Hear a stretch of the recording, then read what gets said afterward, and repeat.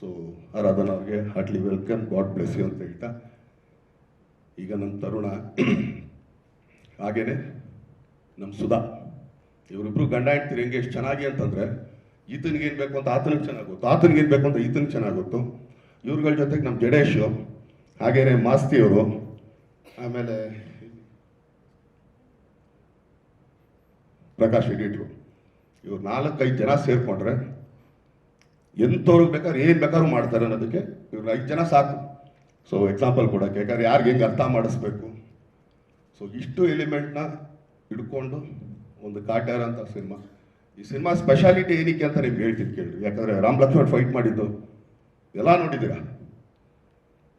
Usually ಒಂದು 50 ಸಿನಿಮಾಗೆ 4 fight ಅಂದರೂ ಕೂಡ ಹೆಚ್ಚು ಕಮ್ಮಿ ಒಂದು 400 ಫೈಟ್ ಆಗಿರ್ಬೋದು ಅಂತ ಅಂದ್ಕೊಳ್ತೀವಿ.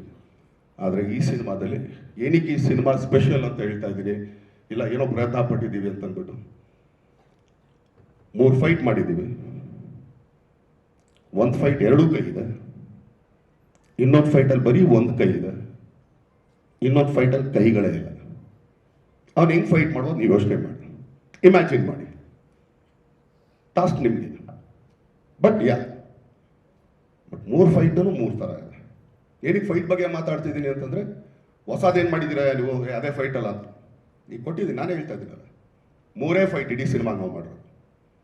1 ಫೈಟ್ 2 ಕೈ ಇದೆ, 1 ಫೈಟಲ್ಲಿ ಬರೀ 1 ಕೈ ಇದೆ, ಇನ್ನೊಂದು ಫೈಟಲ್ಲಿ 2 ಕೈನೂ ಇಲ್ಲ. ಸೊ ಇಷ್ಟು ಸಾಕು ಅಂತ ಅನ್ಕೊಳ್ತೀನಿ. ಏನಕ್ಕೆ ನಾವು ಸ್ಪೆಷಲ್ ಅಂತ ಹೇಳ್ತೀವಿ ಅಂತ ಅಂದ್ಬಿಟ್ಟು, ಎಲ್ಲರೂ ಸಿನಿಮಾಗಳಲ್ಲಿ ನಾವು ಅನ್ಕೊಳ್ತೀವಿ ಹೀರೋ ಎಂಟ್ರಿ ಅಂದ ತಕ್ಷಣ ವಾವ್ ಡೂಮ್ ಧಮಾಕ್. ನೀವು ಫಸ್ಟ್ ಸಾಂಗ್ ನೋಡಬೇಕು ಅಂದರೆ ಹೆಚ್ಚು ಕಮ್ಮಿ 20 ನಿಮಿಷ ಕಾಯಬೇಕು. ಫಸ್ಟ್ ಫೈಟ್ ಬರಬೇಕು ಅಂದರೆ 40 ನಿಮಿಷ ಕಾಯಬೇಕು. ಅಲ್ಲ ತಪ್ಪೇನಿಲ್ಲ ಚಿನ್ನ, ಎಲ್ಲ ಇಮ್ಯಾಜಿನ್ ಮಾಡ್ಕೊಳ್ಳಿ, ನೋ ಪ್ರಾಬ್ಲಮ್. ಯಾಕಂದರೆ ಅಂದ್ಕೊಳ್ತೀರಾ ಹೀರೋ ಈಗ ಒಂದು ಸಾಂಗಲ್ಲಿ ಬರ್ತಾನೆ, ಅವ್ನು ಫೈಟಲ್ಲಿ ಬರ್ತಾನೆ ಅಂತ.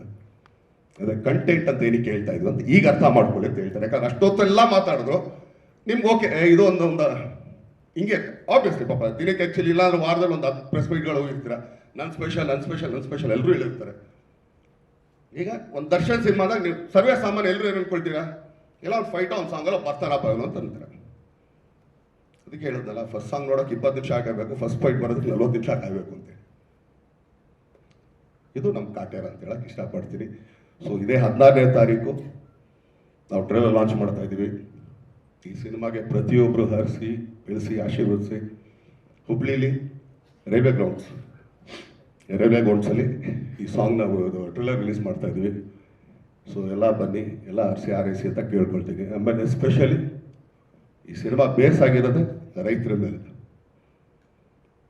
ಇನ್ನೇನು ದೊಡ್ಡದಾಗ ಅದು ಇದು ಅಂತೇನಿಲ್ಲ, ರೈತರ ಮೇಲೆ.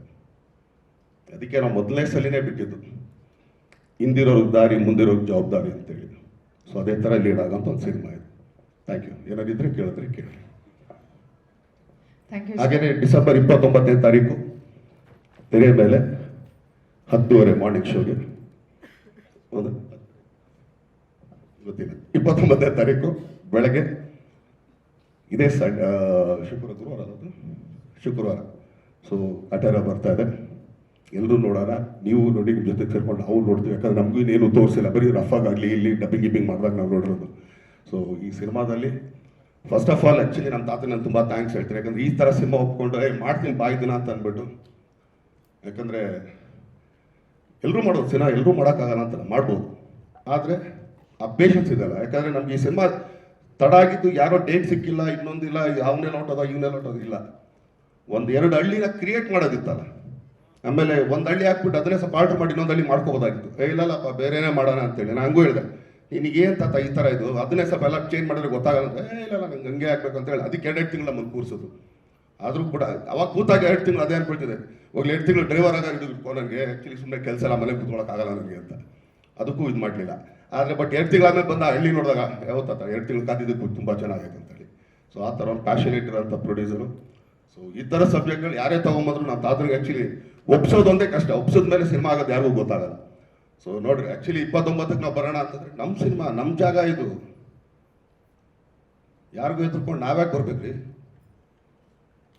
ನಮ್ಮ ಮನೆಗೆ ಯಾರನ್ನಾರು ಬರೋಕ್ಕೋ ಇನ್ನೊಬ್ರಿಗೆ ಅವ್ರಿಗೆ ಹೆದರಿಕೆ ಇರಬೇಕೆ ಹೊರತು ನಮ್ಗೆ ಯಾಕೆ ಹೆದರಿಕೆ? ಹಾಗಾದ್ರೆ ನಮ್ಮ ಕನ್ನಡ ಜನಗಳು ಇದಾರಾ ಇಲ್ವಾ ಅಂತ ನಮಗೆ ಡೌಟ್ ಬಂದ್ಬಿಡ್ಬೇಕು. ಬಟ್ ಕನ್ನಡ ಸಿನಿಮಾ ಚೆನ್ನಾಗಿದ್ದಾಗ ಕನ್ನಡಿಗರು ಯಾವಾಗಲೂ ಕೈ ಹಿಡ್ದೇ ಹಿಡಿತಾರೆ. ಆಮೇಲೆ ನಾವು ಯಾವುದೇ ಪ್ಯಾನ್ ಇಂಡಿಯಾ ಸಿನಿಮಾ ಮಾಡಿಲ್ಲ, ಸುಮ್ಮನೆ ಅಪ್ಪಟ ಕನ್ನಡ ಸಿನಿಮಾ, ಕರ್ನಾಟಕದ ಜನತೆಗೋಸ್ಕರ ಮಾಡುವಂಥ ಸಿನಿಮಾ ಅಂತ ಹೇಳ್ತೀನಿ. Thank you. ಧನ್ಯವಾದಗಳು ಚಾಲೆಂಜಿಂಗ್ ಸ್ಟಾರ್ ದರ್ಶನ್ ಅವರಿಗೆ.